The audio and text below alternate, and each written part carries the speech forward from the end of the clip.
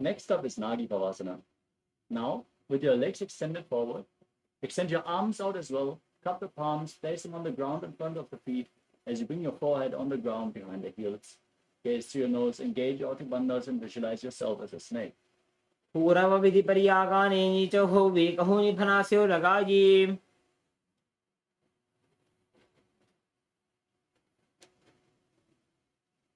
Next up is KAILASA. Now, place your hands in Prana Mudra, index fingers and thumbs together as you hold little finger and ring finger with your thumbs. Wrap your index and middle finger around the big toes and extend your legs forward and up. As you then cross them into Padmasana and lean forward and down, elbows on the ground, engage all three bandhas and visualize yourself as a bird in KAILASA. अथान्यदासनं वक्षे येन सिद्धो भवेन तः अकस्मात् वायुसञ्चारं कोकिलाख्यासनेन च. Next up is Nithyananda. Now, stack your knees and ankles, sit in Ardha Padmasana as you hold on to opposite elbows and start rotating your arms in a circular motion while engaging all the bandhas, gazing through your nose and visualizing Swamiji in your inner space. Change the direction of the movement every once in a while. घोड़ा बाबा पाद की आशमा हिरी सोजे दक्षचरण को वार लौता परिगुल्प समोया. Next up is Gajasana. Now, place your hands flat on the ground and raise your hips up high. Scoop your head and chest forward and down again and again as you engage Uddiyana Bandha, the abdominal lock, and Mula Bandha, the root lock. Visualize yourself as an elephant.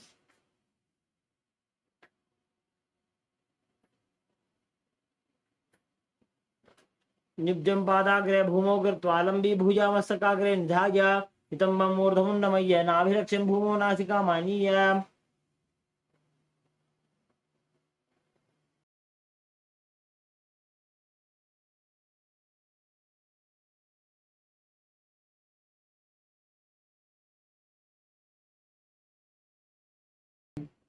Next up is Vrikshasana.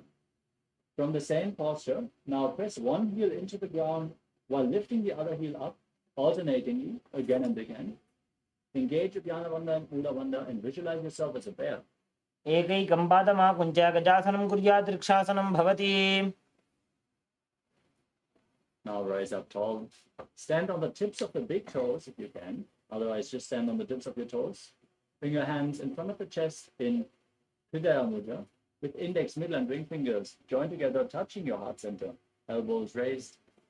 Now engage Uddiyana Bandha and Mula Bandha and visualize Swamiji in your inner space in Vaishyasana. केशेन पादयुगलं बद्ध्वा तिष्ठेत दोमुखः अथवा ईशावक्षे यत्कृत्वा सत्यवान् भवेत्. Next up is Urpa Janukarana. Now stand in the Arimandi posture. Heels together, toes pointing outwards and knees bent. We're going to perform Arimandi toward multiple karanas, so remember this posture. Bring your hands to the chest, elbows raised, and then raise one knee along the center of your body in a circular motion, following along with the respective hand again and again.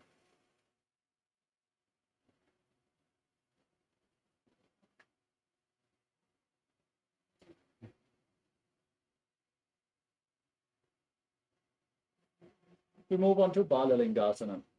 Now, stand on one leg as you pull the other knee up towards your chest, interlacing the fingers from the outside in Sarva Shankari Mudra.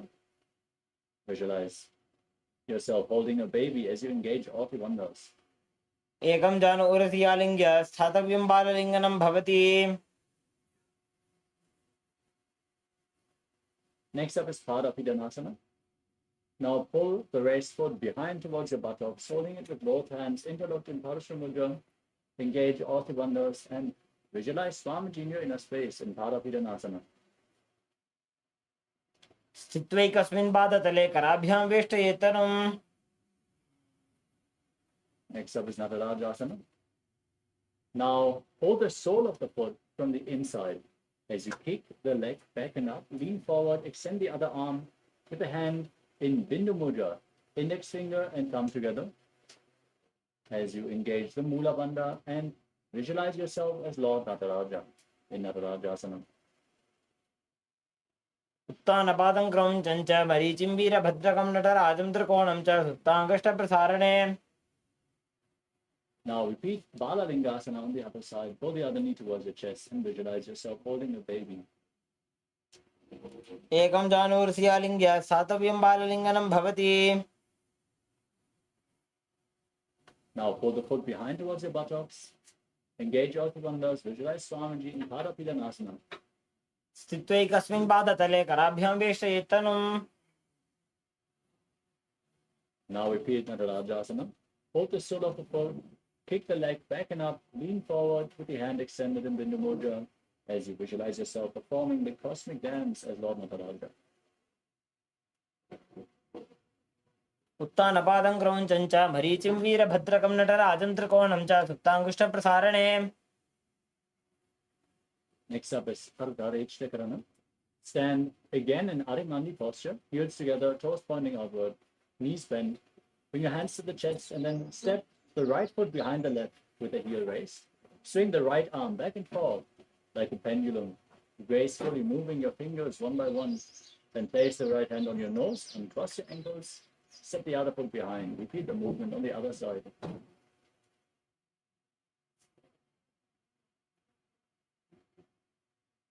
Let's get ready for the skeleton dance. Now, start shaking your body intensely as you hold the visualization of being a skeleton.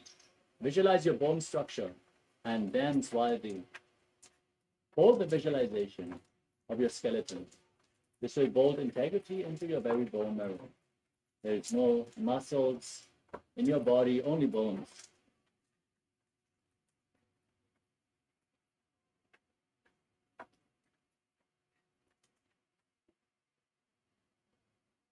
We move on to Katicchinakarana from Arimandi posture.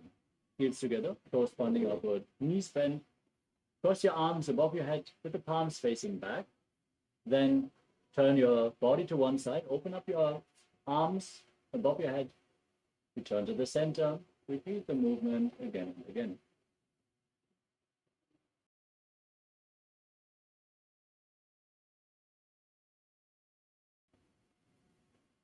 Next up is Tadasana. Now stand on the tips of your toes. Raise your arms up parallel above your head. Visualize yourself as a palm tree. As you breathe in Samana Kumbhaka, engage all the bandhas and internally chant the new japa Shivoham. महामुद्राबद्ध कोनो ताड़ासन विभेदकान् विनोतानं सदा कुर्यात् अन्तर्पत्नीपतिप्रिया. Next up is Uttanasana. From a standing position, now lean forward and down. Place your hands on the ground if you can. Bring your head towards the knees. Engage all the bandhas and visualize Swamiji in your inner space. महामुद्राबद्ध कोनो ताड़ासन विभेदकान् विनोतानं सदा कुर्यात् अन्तर्पत्नीपतिप्रिया. Next up is Sadasana. Now place your hands flat on the ground and step your feet back into a tall plank position. Now engage the perineal floor and Mula Bandha and tuck the chin to the chest in Jalandhara Bandha, locking the throat. As you start rotating your head from side to side, visualize Swamiji in your inner space.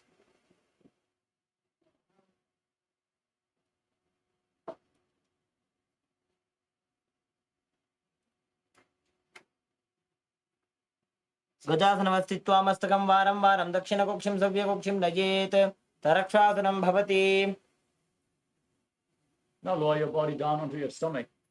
Keep your hands next to the shoulders as you point the toes back and raise your head and chest by the strength of your lower back. Don't push your body up. Pull it up with your back muscles. Open your throat. Open your mouth wide and inhale through the hollow of your throat in Bhujangani Mudra as you visualize yourself as a cobra in Bhujangasana. अंगुष्ठनाभिपर्यन्तम् अधो भूमौ विनिन्यसेत् कराभ्यां च धरां धृत्वा ऊर्ध्वशीर्षफणीवहि. Next up is Shashasana.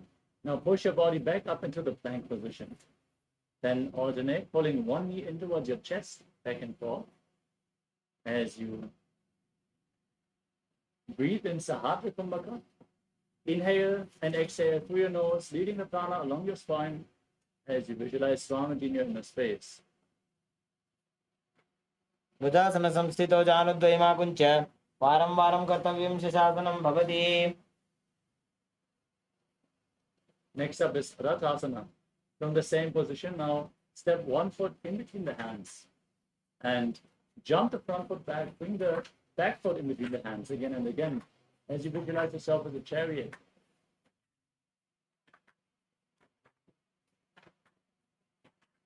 गजासन संस्थितो एकैकं पादं पुरोमार्गेण भ्रामयित्वा कर्तव्यं रथासनं भवति. Now rise up. Keep the back toes facing sideways and bend your front knee at a 90-degree angle.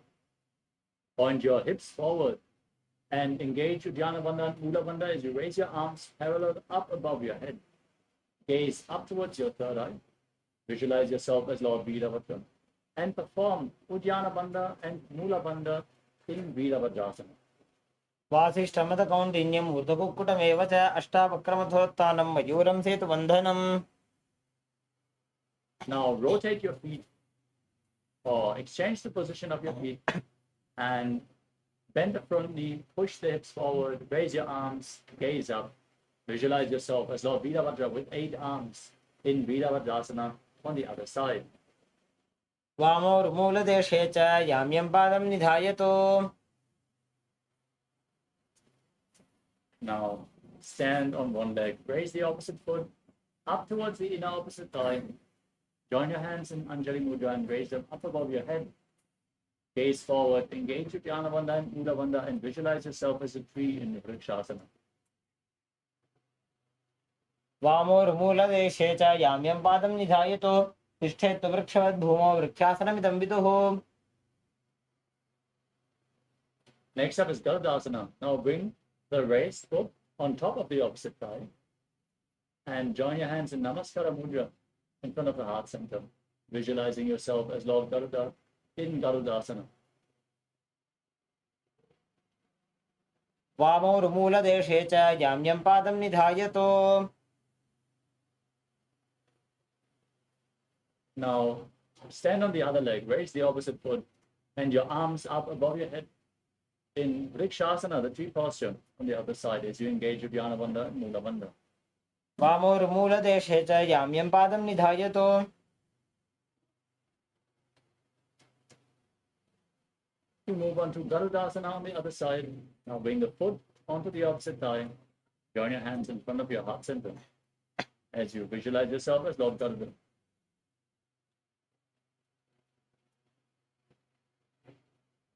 गरुडासनमावक्षे येन ध्यानं स्थिरं भवेत्. Next up is Trikonasana. Now step one foot forward and the other foot far back.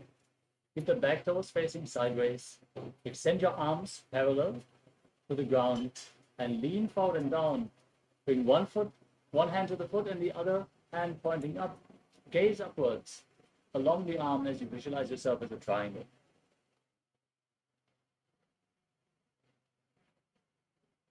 उत्तानपादं क्रौञ्चं च भरीचिं वीरभद्रकं नटराजं त्रिकोणं च सुप्ताङ्गुष्ठप्रसारणे. Now rotate your feet. Keep your arms parallel to the ground and lean to the other side. Repeat Trikonasana, the triangle posture, on the opposite direction. उत्तानपादं क्रौञ्चं च भरीचिं वीरभद्रकं नटराजं त्रिकोणं च सुप्ताङ्गुष्ठप्रसारणे. Next up is the Nikuttaka Karana. Now stand in Arimandi posture. Heels together, toes pointing upwards, knees bent. And raise one heel off the ground as you bring your hands in front of the chest with the palms facing each other. Then stomp the raise here to the ground. Lift the other heel up and exchange the position of your hands again and again.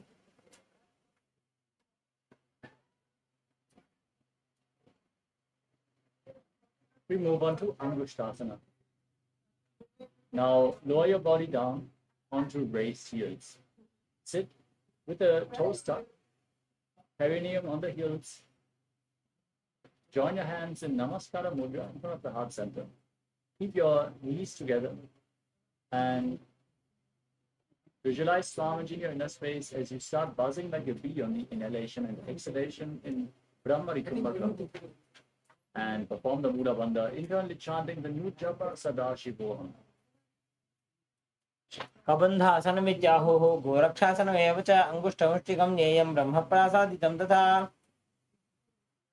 We move on to Saurasana. From the same posture now, extend one leg forward. And keep your hands at the side. With the fingertips just touching the ground, palms facing forward in Vara Mudra. As you visualize Swamiji in your inner space, keep buzzing like a bee in Saurasana. प्रसार्य एकं पादतलं संस्थाप्य त्वेकपादकम्. From Saurasana, now lean forward and down.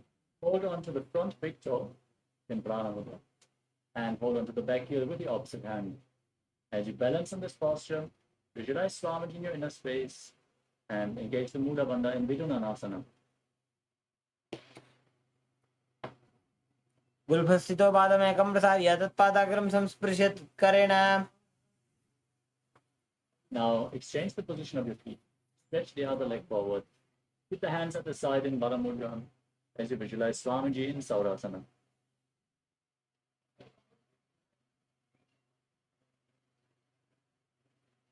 कबन्धासनमित्याहुः गोरक्षासनमेव च. Now repeat Vidunanasana, lean forward and down. Hold onto the front foot, front big toe and the back heel as you visualize Swamiji. गुल्फस्थितो पादमेकं प्रसार्य तत्पादाग्रं संस्पृश्य तत्करेण. We move on to Brahmavilankushasana. Now step both your feet in. Sit on raised heels as you separate the knees and place your hands on top of the knees with the palms facing up. Tuck your chin to the chest in Jalandhara Bandha and gaze through the gap between the hands as you visualize Swamiji in your inner space. Dopanaapani oyabese edi goduna maise korpagadalya kimaili aismahera semili.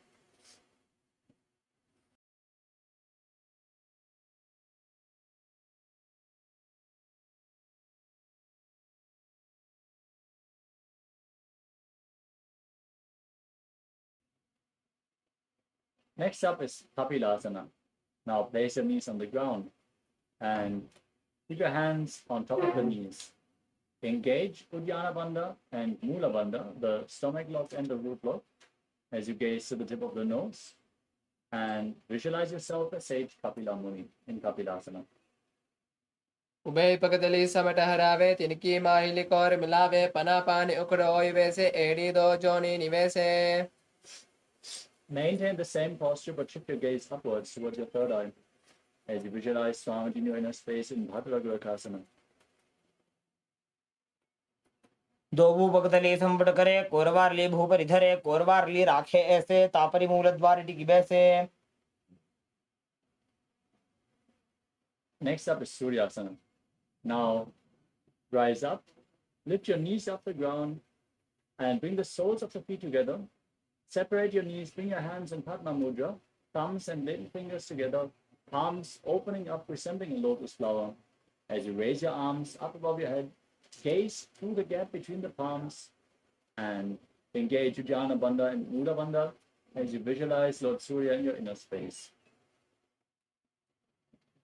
AD दो गुदातरियाणे फनापानी बैठक पुनिठाने.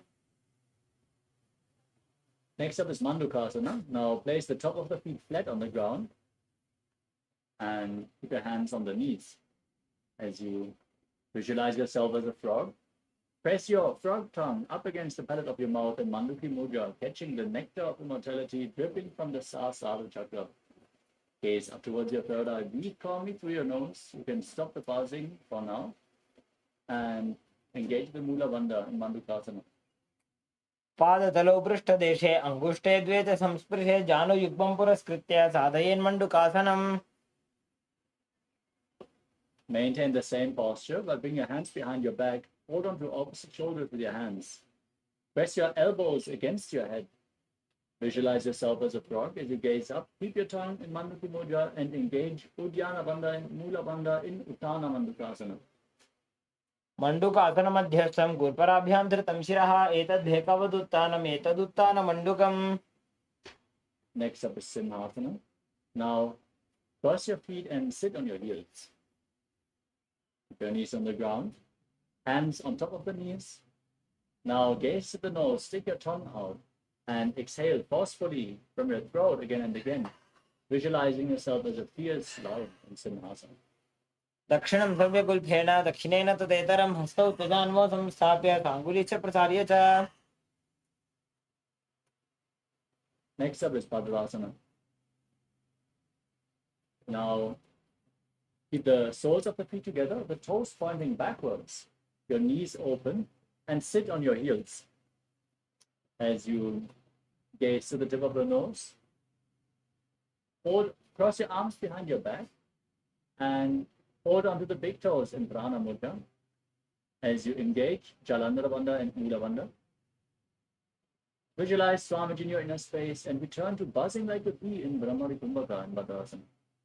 दक्षिणं सव्यगुल्फेन दक्षिणेन तदेतरं हस्तौ त्यजान्वो संस्थाप्य साङ्गुली च प्रसार्य च. Next up is Kakabhushandi Asana. Now squat with your feet flat, your knees raised, separated. Bring your arms in and around the raised knees and try to interlock your fingers behind your back in Parsha Mudra. If you can, reach your hand, just try to stretch your arms, open up your shoulders and your legs as you gaze to the nose and visualize yourself as a crow. प्रथमे वेदकौकलठाने द्वौ हातपकं नीच आने.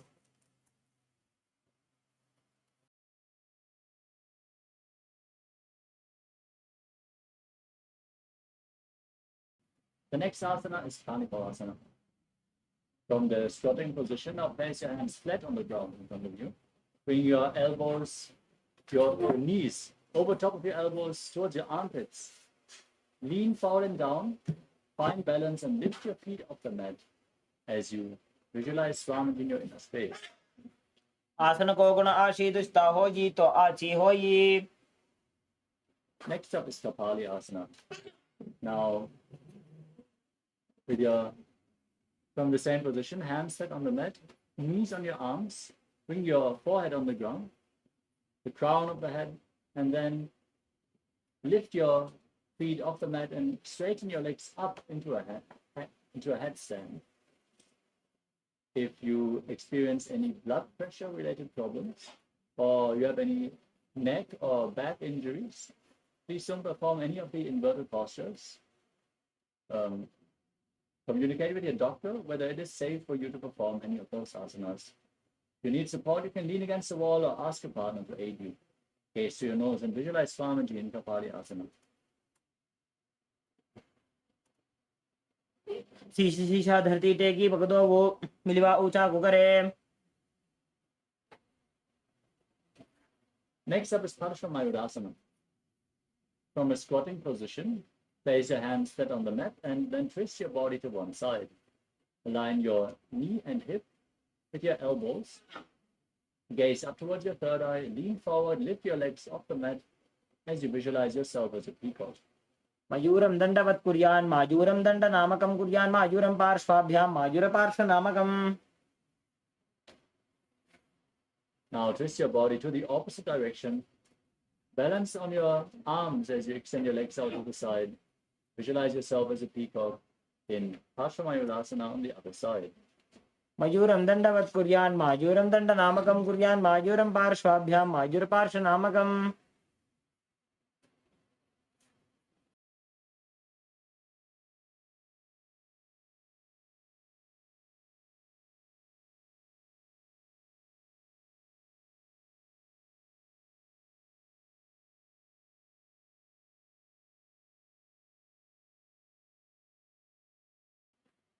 The next asana is Bhairaganathasana.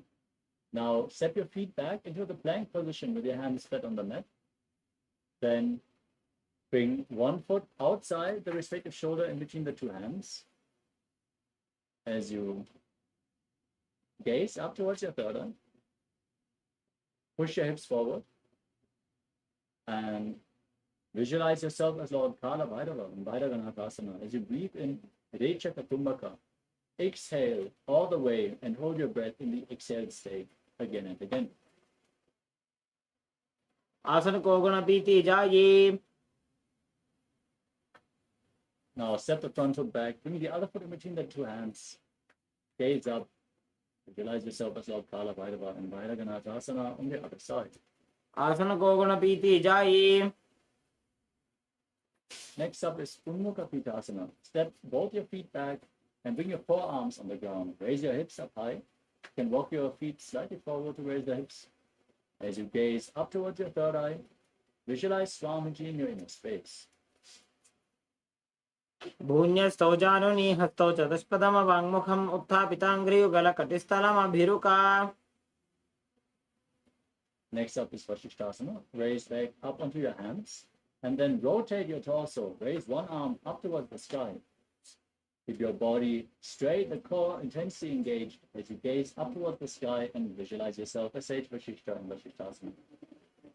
ऊर्ध्व कुक्कुटवासिष्ठ मरीचिहल मत्स्यकं परिवृत्तिं चोदरस्य विविधं धनुरासनम्. Now rotate your body to the opposite side. Repeat Vasishthasana on the other side. ऊर्ध्व कुक्कुटवासिष्ठ मरीचिहल मत्स्यकं परिवृत्तिं चोदरस्य विविधं धनुरासनम्. We move on to Anjani Asana. Now come to a seated posture with your legs extended forward. Bring your hands underneath your buttocks with the palms facing up.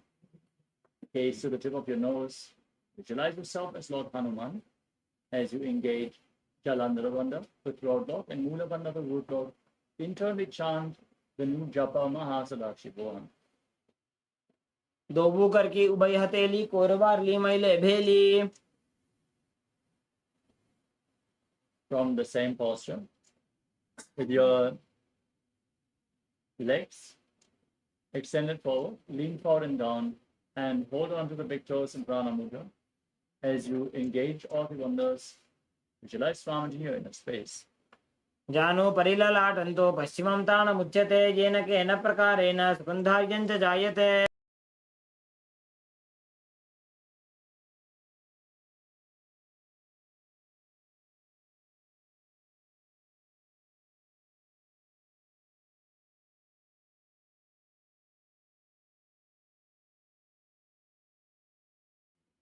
The next asana is Ugrasana. From the same posture with your legs extended forward, interlock your fingers behind your neck in Padasha Mudra and lean forward and down. Bring your head towards the knees, the elbows outside the legs if you can. Squeeze your core intensely, engage Mahamudra Bandha, all the bandhas, as you visualize Kali in your inner space in Ugrasana. स्वपाणिभ्यां दृढं धृत्वा जानोपरिशिरोऽन्यसे तासनोग्रमिदं प्रोक्तं भवेदनिलदीपनम्. Next up is Marichi Asana. Now, step one here, in towards the perineum, as you bring your arm in and around the raised knee. Interlock your fingers behind your back in Padasha Mudra, and bring your forehead towards the knee. Visualize yourself as Sage Marichi in Marichi Asana. उत्तानपादं क्रौञ्चं च मरीचिं वीरभद्रकं नटराजं त्रिकोणं च सुप्ताङ्गुष्ठप्रसारणे. Next up is Mahamudrasana. In the same posture, now drop the knee down to the side. Keep the heel against the perineum. Lean forward and down. Hold onto the front foot with both hands. As you gaze through your nose, exhale in Nirichaka Kumbhaka. Visualize Swamiji and perform Mahamudra Bandha in Mahamudrasana. महामुद्रां प्रवक्ष्यामि तन्द्रेऽस्मिन् मम वल्लभे. Now repeat Marichi Asana on the other side. Raise the opposite knee, extend the other leg as you lean forward and down, and interlock your fingers behind your back. उत्तानपादं क्रौञ्चं च मरीचिं वीरभद्रकं नटराजं त्रिकोणं च सुप्ताङ्गुष्ठप्रसारणे. Now drop the raised knee to the side, lean forward and down. Engage Mahamudra Bandha and Mahamudrasana on the other side. महामुद्रां प्रवक्ष्यामि तन्द्रेऽस्मिन् मम वल्लभे. Next up is Bhadrasana. Now sit with the soles of the feet together, heels close towards your perineum. Hold your feet with your hands, interlock, And push your knees down toward the mat by the strength of your groin as you gaze up towards your third eye and visualize Swamiji in your inner space in Vajrasana too. गुल्भौतवृषणस्यादः श्रीवन्त्याः पार्श्वयोः क्षिपेत्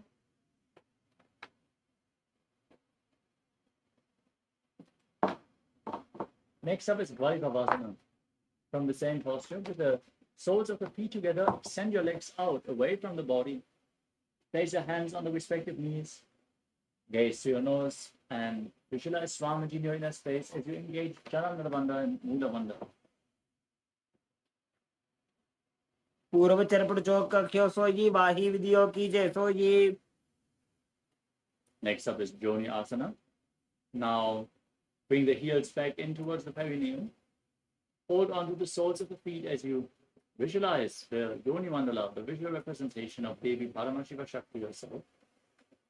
Gaze to your nose and lean forward and down. Bring your chin towards the toes in Joni Asana. दोबू पगदली संपट करे AD made के ढिंग धरे. Next up is Midakipavasana.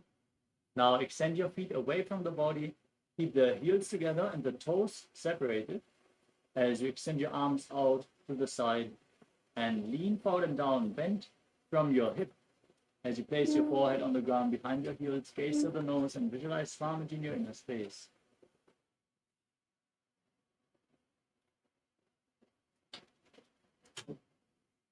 पूर्व विधि परिपकदली संपूर्ण शोल एडी मिली राशे.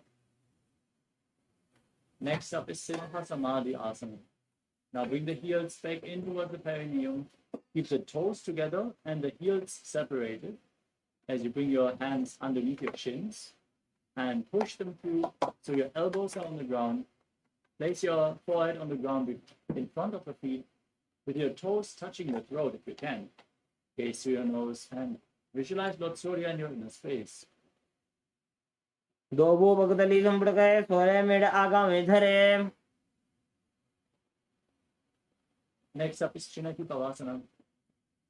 Now keep the heels close at the perineum, the toes apart, and hold your feet, opening them up like a book as you press your elbows down on your thighs, gaze to the nose, and visualize Swamiji in your inner space. दो पगा की AD धरती मगिवा मेढ़ लगावे. We move on to Chalapata Chokasana. Now bring the soles of the feet together completely. Keep your hands on top of the knees and gently push them down towards the ground as you engage Uddiyana Bandha, the stomach lock, Mula Bandha, the root lock, gaze to your third eye and visualize Swamiji in Chalapata Chokasana. दोबू पगदली संपट धारे आगा ने करे जारे पसारे. The next asana is Bhairavasana. As you keep the soles of the feet together, now twist your feet so the heels are raised, the toes are down on the ground. You can use the support of your hands if needed. Then place your knees on the mat and keep your hands on top of the knees in Bindu Mudra as you engage Uddiyana Bandha and Mula Bandha. Gaze to your third eye, visualize yourself as Lord Kala Bhairava in Bhairavasana. गुल्भौ संपीड्य चान्योन्यं विक्रमेणोत्थितं शनैः जान्वः पार्श्वगतौ हस्तौ दण्डवद्भैरवासनम्. Next up is Samanasana. Now bring one heel against the perineum and with your both hands, lift the sole of the other foot against your chest. Gaze up towards your third eye. Visualize Swamiji. Exhale all the way and contract your perineum intensely, holding the breath in the Muladhara Chakra in Samanasana. समानासनमावक्षे सिद्धमन्त्रादि साधनात्. Next up is Apanasana.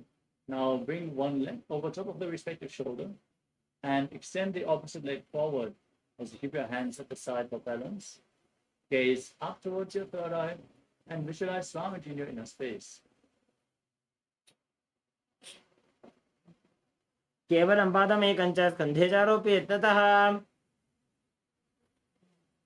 Now repeat Samanasana on the other side. Bring the opposite heel against the perineum lifting the sole of the other foot against your chest. Gaze towards your third eye. Visualize Swami in your inner space. समानासनमावक्ष्ये सिद्धमन्त्रादि साधनात्. Now repeat Apanasana. Lift the leg over top of the shoulder. Extend the opposite leg forward and up. Gaze towards your third eye. Visualize Swami in your inner space. केवलं पादमेकं च स्कन्धे चारोपि यत्नतः. Next up is Gomukhasana. Now stick your knees in front of your body. Bring the heels close to the outside of the opposite hip. Interlock your fingers and place them on the top knee. Gaze to your nose. Visualize the face of a cow in your inner space and start breathing in Sitkari Kumbhaka. Hiss through your teeth as you press your tongue up against the palate of your mouth and internally chant the new japa Om Nithyananda in Gomukhasana. सव्ये दक्षिणगुल्फन्तो पृष्ठपार्श्वे नियोजये दक्षिणे पिताभव्यं गोमुखं गोमुखं यथा. Next up is Anasuyasana. From the same posture, now hold onto the big toes in Prana Mudra. Slightly extend the heels away from the body. Engage Uddiyana Bandha and Mula Bandha. Gaze to your nose and visualize yourself as Rishika Anasuya and Anasuyasana. दक्षिण को नीचे उठाने बाहों ताकि ऊपर आने. Now interlock your fingers behind your back. Gaze to your nose as you lean forward and down. Bring the nose to the ground in Anasuyasana 2. जीवना गोदा की संधि उपरिड़ा वा गोड़ा की संधि. The next asana is Garudasana 2. Now bring one heel to the groin and set the other foot flat in front. Keep your knee raised against the chest, hands on top of the knees. Gaze towards your nose and visualize yourself as Lord Garuda in Garudasana 2. जीवना गोदा की संधि उपरिड़ा वा गोड़ा की संधि. Next up is Naradasana. Raise your perineum onto the heel and interlock your fingers behind your neck. Twist your elbow outside the raised knee as you gaze up towards your third eye and visualize yourself as Sage Narada. डावोपकमोडियेडी माहिरो गुल्फमूलद्वारनी चैदे. Next up is Matsya Pitakasana. Now place one foot on top of the opposite thigh. Keep the opposite knee raised as you hold onto the shin and the big toe in Prana Mudra. Gaze to your nose and visualize Matsya, the fish avatar of Lord Vishnu in Matsya Pitakasana. डावोपकमोडियेडी माहिरो गुल्फमूलद्वारनी चैदे. Next up is Gomukhasana on the other side. Now, again, stick your knees with the other knee on top this time. Hold on. Interlock your fingers, place them on the knee as you visualize the face of a cow. Don't forget to breathe in Sitkari Kumbhaka and internally chant Om Nithyananda. सव्ये दक्षिणगुल्फन्तो पृष्ठपार्श्वे नियोजयेत्. Now, hold on to the big toes in Prana Mudra as you gaze to your nose and engage Uddiyana Bandha and Mula Bandha. Repeat Anasuyasana on the other side. दक्षिण को नीचे उठाने बाहों ताकि ऊपर आने. Now interlock your fingers behind, lean forward and down. Gaze to your nose as you repeat Anasuyasana 2. जीवना गोदा की संधि उपरिड़ा वा गोड़ा की संधि. Now bring the other heel towards your perineum with the opposite knee raised against your chest. Repeat Garudasana 2. Visualize yourself as Lord Garuda with big wings on your back. डावोपकमोडियेडी माहिरो गुल्फमूलद्वारनी चैदे. Now raise your perineum onto the heel, interlock your fingers behind your neck, twist your elbows outside the raised knee as you gaze up and visualize yourself as Sage Narada and Naradasana on the other side.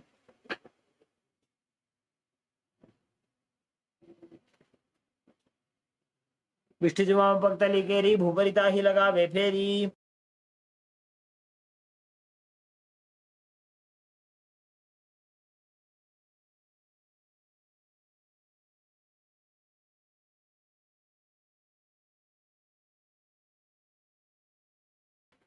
Now repeat Matsya Pitakasana on the other side.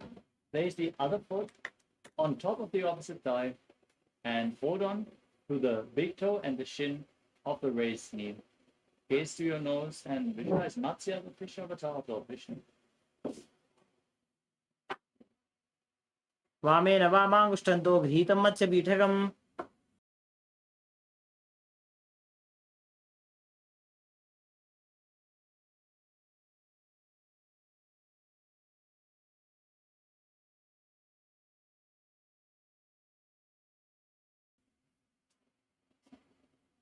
The next asana is Matsyendrasana. Now, with one foot placed onto the opposite thigh, raise the opposite knee and twist your elbow outside the raised knee. Hold your neck with the raised hand as you place the other hand on the ground behind you. Gaze up towards your third eye and visualize Sage Matsyendrasana, the master of Hatha Yoga. उदरं पश्चिमाभासं कृत्वा तिष्ठति यत्ततः नम्राङ्गं वामपादं हि दक्षजानूपरि न्यसेत्। We move on to Kubhasana. From the same posture, now extend the front arm down towards the foot and hold onto the back ear with the opposite hand. Gaze up towards your third eye as you visualize yourself as a camel in Kubhasana. आसन को गुण झोलो जाए।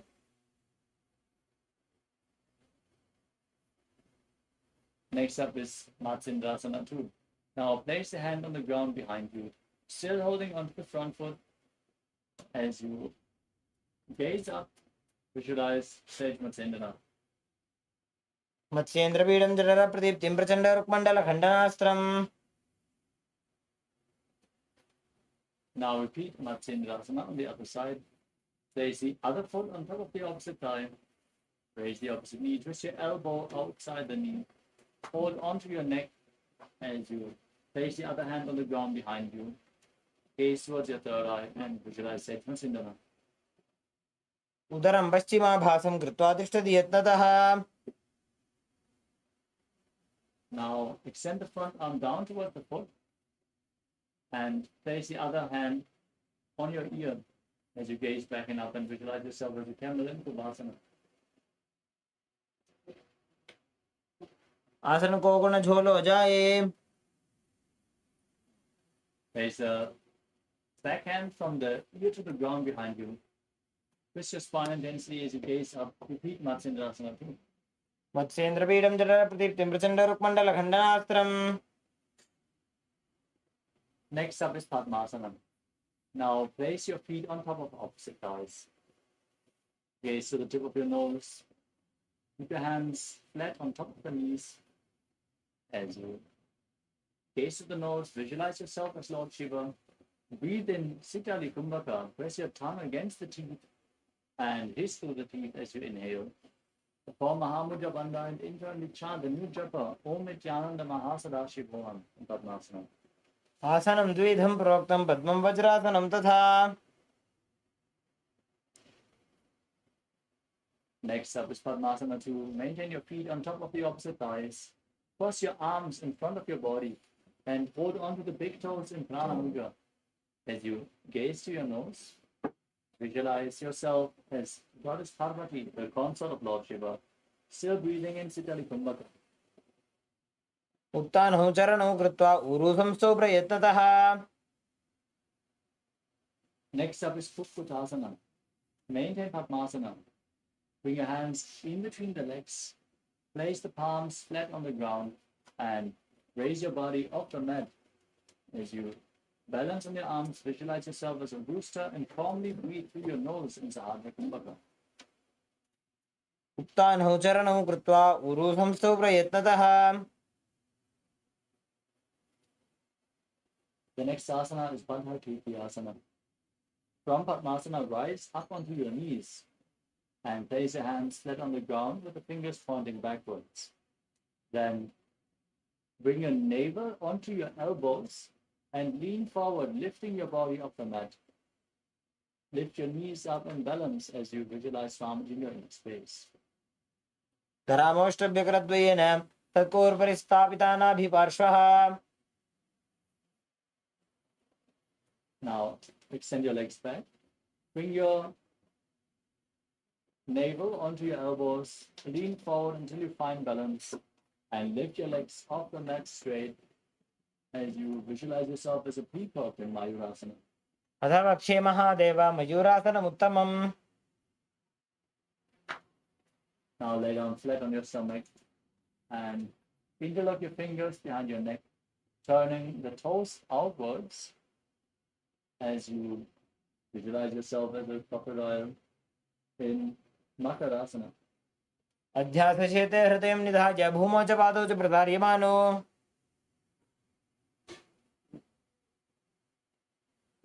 Next up is Shalabhasana. As you lay on your stomach, keep your hands next to the shoulders and lift your legs off the mat. Engage your lower back and the glutes as you visualize yourself as a locust. अध्यासशेते करयुग्मवक्षो भूमिमवष्टभ्यकरयोस्तलाभ्याम्.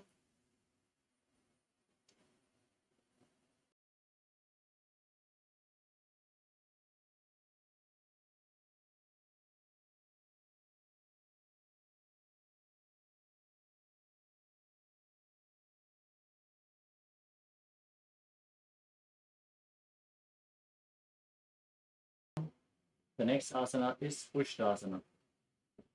Now, bend your knees and hold onto your feet, pulling them outside the hip, close towards the ground with your hands. Visualize yourself as a camel as you breathe calmly through your nose. अध्यासशेते पदयुग्मव्यस्तं पृष्ठे निधायापि धृतं कराभ्याम्. Still holding onto the feet. Now keep your legs back and up and raise your chest and head up. Gaze up towards your third eye and visualize yourself as Pinaka, Lord Shiva's bow in Dhanurasana. प्रसार्य पादौ भूदण्डरूपौ करोतु पृष्ठे धृतपादयुग्मम्. Now come to a kneeling posture. As you sit with your heels outside the hips, the toes touching behind your back. Place your hands on your knees, gaze to your third eye, and visualize Swamiji in your inner space as you internally chant the new japa Om Nithyananda Paramashivoham in Bhagavān. उल्टा मोड़ी पावदो वैसे बहुरो जुगति करे एक ऐसे.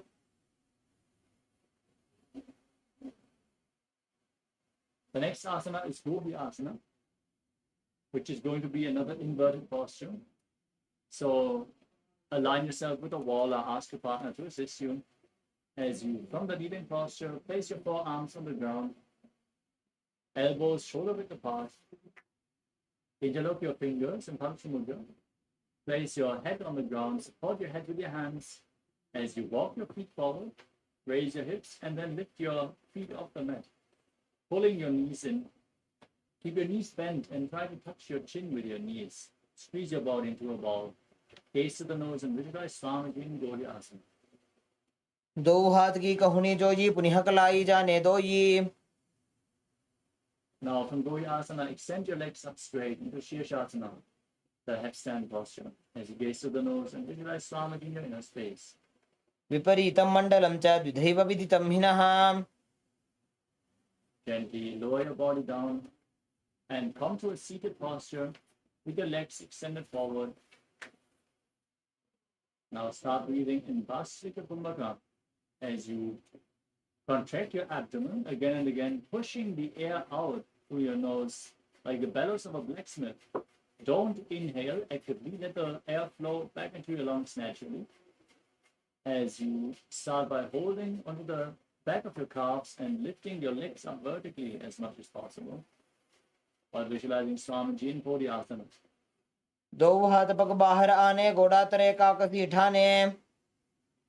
Now keep breathing in Vasika Kumbhaka. Bring your arms behind your back, falling onto opposite shoulders with your legs raised. Gaze up to your third eye and visualize yourself as a mace in Parikasana. उत्तानशयनं कृत्वा पादौ मिलित्वा प्रसार्य Now extend your arms out forward. Extend them parallel towards the ground. As you keep breathing in Bhaskya, raise your legs up at a 45-degree angle. Gaze to your third eye and visualize yourself as a bow in Naukasana. उत्तानशयनं कूर्पराभ्यां भूमिमष्टभ्य. Now bring the soles of the feet together and scoop your hands below, lifting your feet against your chest. As you gaze to your nose and visualize yourself as Lord Buddha in Vajrasana. पकतले संपुट करी हाथस्योपक उचाये. Relax. You can breathe calmly now. As you lay back with your feet flat, the knees raised off the ground. Bring your palms flat on the ground behind your heels and push your hips up. Engage Jalandhara Bandha, the throat dog, and Mula Bandha, the root dog. As you breathe in Mocha Kumbhaka, exhale as you keep your throat locked, bringing the yogi into a state of swooning as you gaze to the nose and visualize Swami in your inner space in Unnata Pikasana too. ऊर्ध्वे च जानूनि कृत्वा शवित्वोर्ध्वमुखं तथा. Now lay down flat on your back. Keep your hands at the side of the hips, palms facing up in Shivasana. Form Shakti Chala Mudra. Intensely engage the belly of the floor once more. Forcefully pull the Kundalini Shakti up along your spine from Muladhara all the way to the Sahasrara Chakra. Visualize your body is dead. And Swamiji, the Supreme Pontiff of Hinduism, is liberating you as you internally chant the Mahavakya, Om Nithyananda Paramashivoham. उत्तानं शववद्भूवौ शयनं तोषवासनं शवासनं श्रान्तिहरं चित्तविश्रान्तिकारकम्.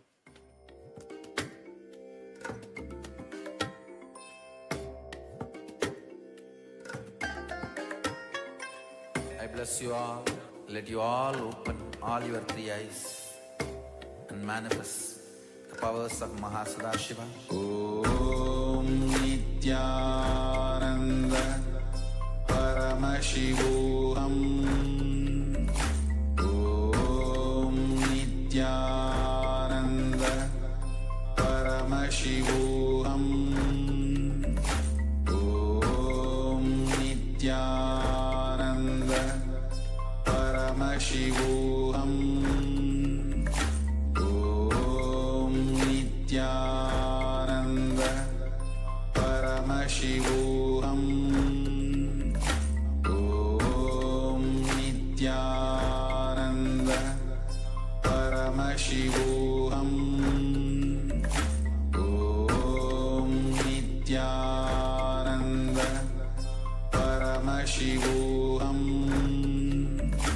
Om Nithyananda Paramashivoham. Om Nithyananda Paramashivoham. Om Nithyananda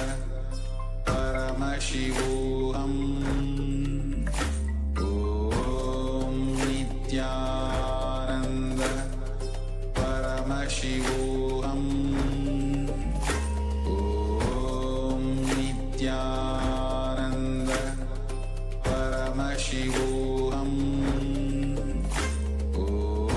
Om Nithyananda Paramashivoham. Om Nithyananda Paramashivoham. Om Nithyananda Paramashivoham. Om Nithyananda Paramashivoham.